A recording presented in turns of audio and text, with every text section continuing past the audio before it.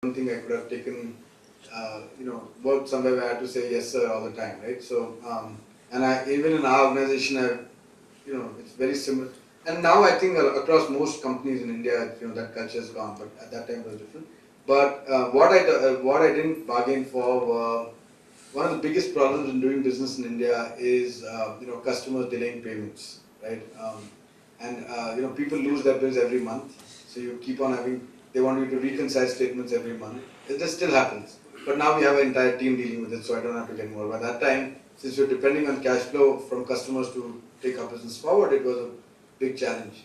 The other thing that when 6 months after starting, right? After raising the money and starting the data center, the entire .com world crashed. So we had a lot of, we had some companies that couldn't pay us, and we had inventory of servers for them.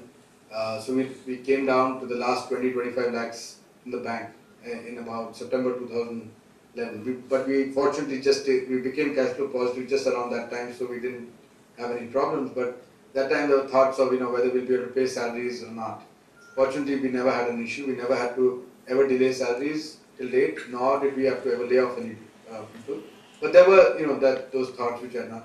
And lastly, I would say government related, anything to do with the government, right? Whether it was, at that time we didn't have a department handling it, so we've gone through service tax audits, income tax audits, labor, whatever, 100 other things, PF audits, this, that, and the other. Somebody or the other comes wants to inspect your books and stuff like that. So we were just not geared to handle all that. Now, of course, there's a proper team. I don't get involved in any of that. There's a team handling all of that. So these are some of the things that I didn't expect would happen. Yeah, I guess now we are hearing about all these government-related, politics-related issues so much about IAC and all that.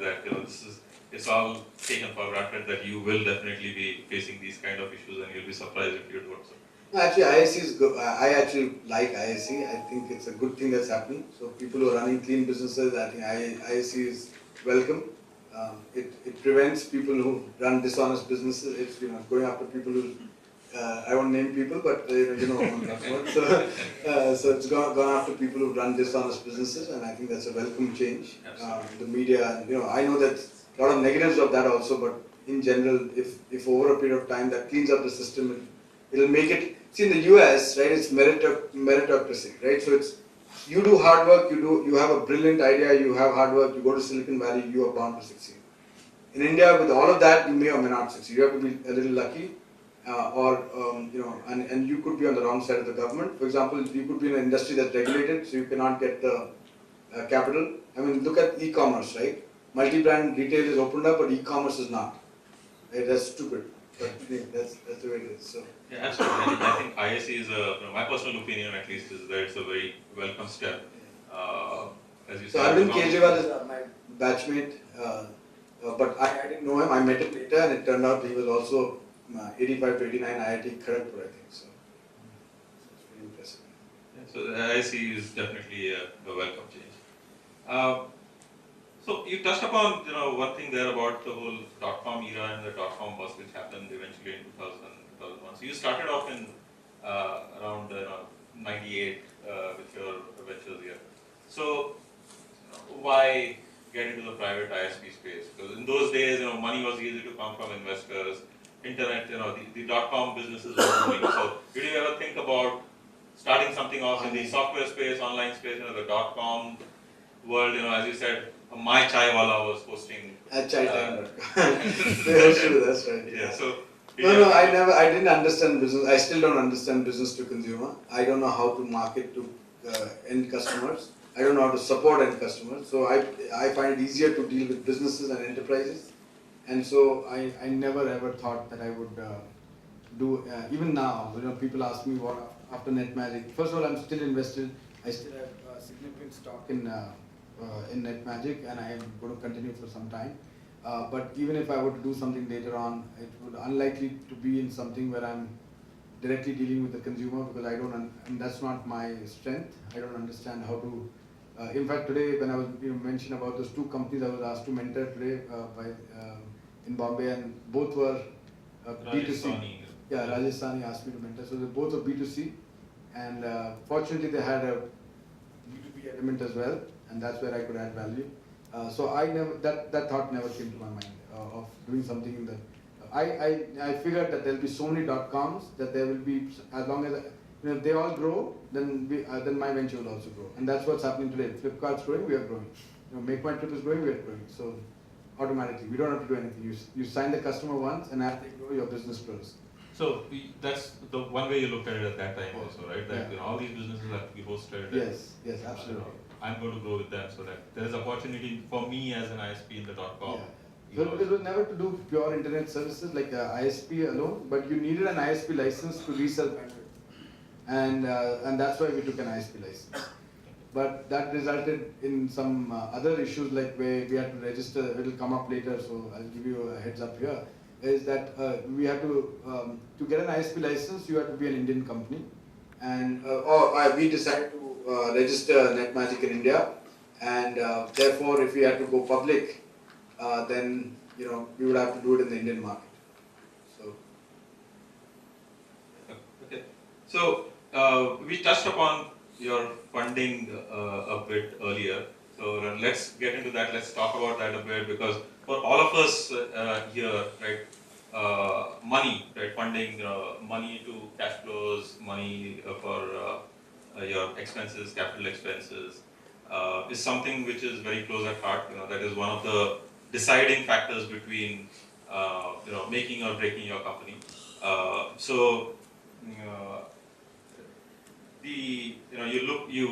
When we all prepare business plans, right, we all have nice projections, and we talk about how we're going to go CAGR, and what kind of revenues we are going to forecast and make. And then we've had some discussions earlier also, Uday, if you remember that. You have these, and then suddenly when you're executing, you realize that okay, that's not happening, right? The revenues are not coming in, the money is not coming in, but my expenses are definitely growing. And I don't know if most of you probably have noticed this, but payday is something at the end of every month, is something which most employees look forward to and cheer, but that's probably the most hated day for most entrepreneurs, because that's when you really have to pay your money out, whatever you owe.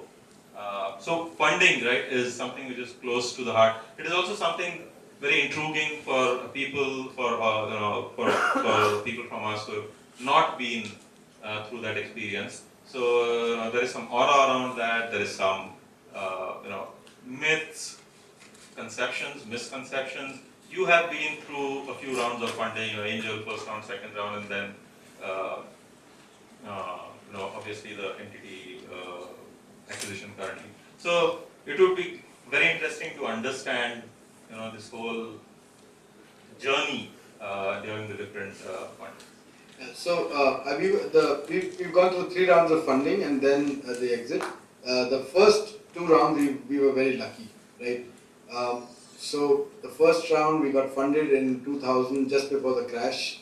So not only valuations were very good, but also the term sheets were very liberal.